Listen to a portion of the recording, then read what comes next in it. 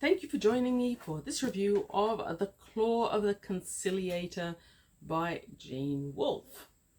This is the second book in the series, The Book of the New Sun, which started with The Shadow of the Torturer, which I read and reviewed not that long ago, just a couple of books ago, so a couple of weeks, last month, thereabouts.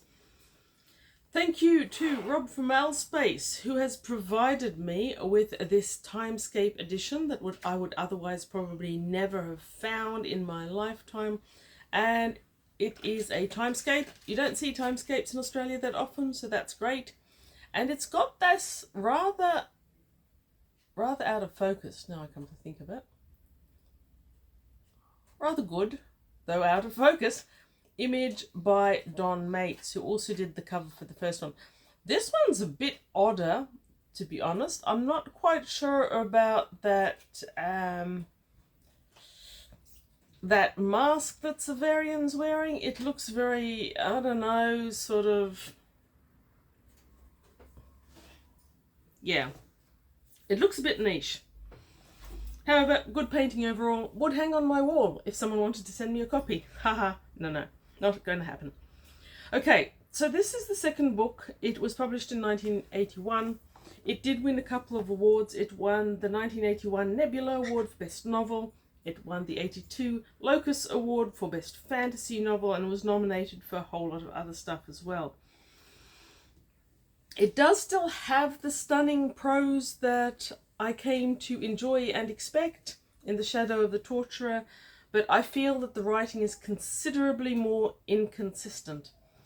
So I wouldn't be too surprised to find out that there are a number of people who, like Gene Wolfe, who thoroughly loved The Shadow of the Torturer, but who couldn't make it through The Claw of the Conciliator, which is something that Stephen the Outlaw Bookseller was actually hinting at in one review by him that I saw. So it's 254 pages long, and the inconsistencies start right from the beginning.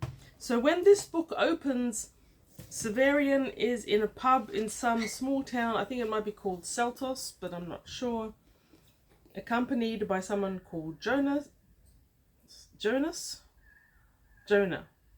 one of those things. Hang on, I'll check. And we don't know how he got there. That's right, the village of Saltus, and we are in this pub, stuff is happening, whatever. Jonah. So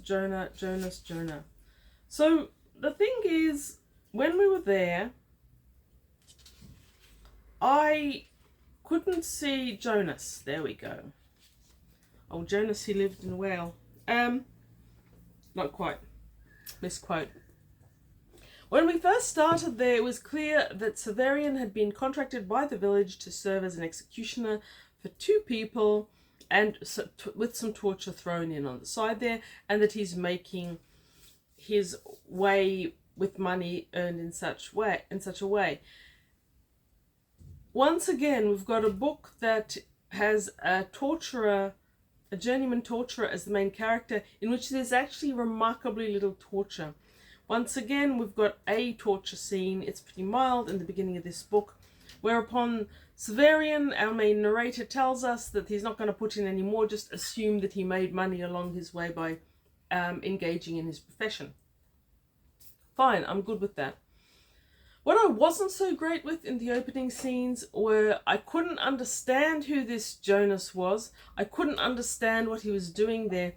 And because there seemed no linear progression from the final scene in the first book, where he was travelling with Dorcas, Jolanta, Dr. Telos, a giant whose name is remarkably like Daedalus from Greek mythology, and they were travelling through this enormous gate through the wall. Something happened. You never actually find out exactly what happened. You just get hints, and eventually you get some sort of a picture how he ended up in Saltus with Jonas. However, my first thought when I started off there was that, in fact, I had missed a book. This is something I do quite often. I'll start on number 2 before I've read number 1. I get them out of sequence. And so here, there I am checking, and it says volume 2 in the Book of the New Sun, but I go back and I check the internet anyway, because I'm not confident that I am actually reading the right sequence, because things seem out of sequence. Anyway, this confusing setting in the beginning was okay overall. It was written in the same narrative style as the first book, and I enjoyed it as much. Overall, though, this book is not consistent. It does a lot of different things, and it does have a lot of adventures. We have some amazing adventures throughout this book, but once again, there doesn't seem to be a clear linear reason for them happening in that sequence. There doesn't seem to be a good reason for the way the narration is laid out. In the first book, I pointed out that the early part of the book, when Severian's in the Citadel, it is all linear and makes sense. Once he starts wandering the roads, the text wanders too. But that's okay. I was zen with it overall. So, amongst the many excellent and spectacular adventures in this book, we have Severian meets up again with the vengeful Agia from the previous book. He did end up killing her brother. So that sends him off on this wild goose chase down a mine where there are these strange troglodyte creatures and stacks of silver and gold in which he's entirely uninterested. He goes there believing that he might find a living Thekla, his lover who got tortured in the Citadel, and the reason why he's been cast out from his guild. He doesn't, but he makes it back thanks to Jonas, and then they go through some other pretty amazing adventures. Severian finally meets the revolutionary Vodalus, who he's been chasing and is kind of following in his own mind at least. He meets him in this forest under a great adventure scene, how he gets there. He also meets Vodalus's woman, Thea, who is indeed the half-sister of Thekla. And this scene has an event that will cause issues for some people. It's a bit gross. Severus is kind of forced into taking part in this cannibalistic ritual whereby the flesh of a dead person is consumed. And we know that from the first book. It's a prevalent part of the world, and we know that Vodalus and his team engage in it because that's how Severian met him in the first place. In this particular case, the flesh in question is that of Thekla. So from here on, Severian always has a small portion of this woman that he knew in his brain, and he can access some of her memories and knowledge. This is of great use later on when Severian ends up in the House Absolute. Now, the House Absolute is a fantastic narrative construct. It is where the ruler, the autocrat, the ruler, whatever, lives, and it seems distinct from time and space and not easily accessible by everyone. It's a house and gardens and lands beyond secrecy, and we're constantly told throughout both these books that Severian will end up being there as ruler. So that's not a spoiler in any sense that Gene Wolfe thought of the word, at least. Once he's there, he is imprisoned with Jonas in this amazingly strange underground prison. He escapes. He meets up again with the people he'd know under the wall, having lost Jonas in the meantime. Puts on a play for the gathered crowds at the House Absolute. And that, Gene Wolfe, is where you really lost me for a while. No straightforward narrative structure throughout the book. Lots of choppy and changies. The play really hurt me. That was 22 pages out of this 254-page book. I do not like reading plays. It's a great failing in my reading career, I know. I will make an exception for Shakespeare and the Summer of the 17th Doll, but I do not enjoy reading them. And those 22 pages, they burnt, my precious. They burnt.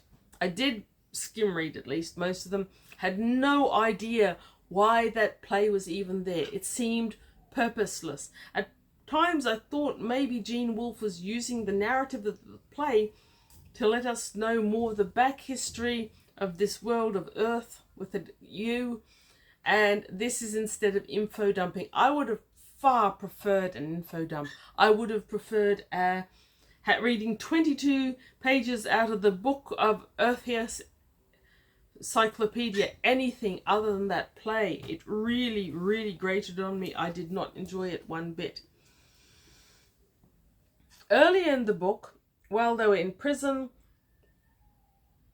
we get a sequence where Severian reads a story out of the brown book he carries to Jonas, who is sick in the prison. That's a similar sort of vibe. It's like you're in the story, but then you're in another story, and then you come back to the original story for no good reason, again, that I can see. Except in that case, I really enjoyed the story. I was happy reading it. It interrupted the flow of the overall flow of the Conciliator book, but I really didn't mind that one, that play. Whew. Don't know how I got through it. So, another thing that Gene Wolfe does here and in the other book, and as far as I can remember in all the books that I've read by him, but the books of the New Sun especially, is you've got all these words and phrases that are clearly pivotal. They are deeply meaningful and important to the narrative and to the characters in it. They are not words I know. So if I read something like this as a child, I just have accepted that it was things that I didn't know, like quercene penetratic, bastardized Latin on page 242, which might mean all-knowing or under-knowing or something like that. And then you've got other moments where you've got like a character called the Cumean,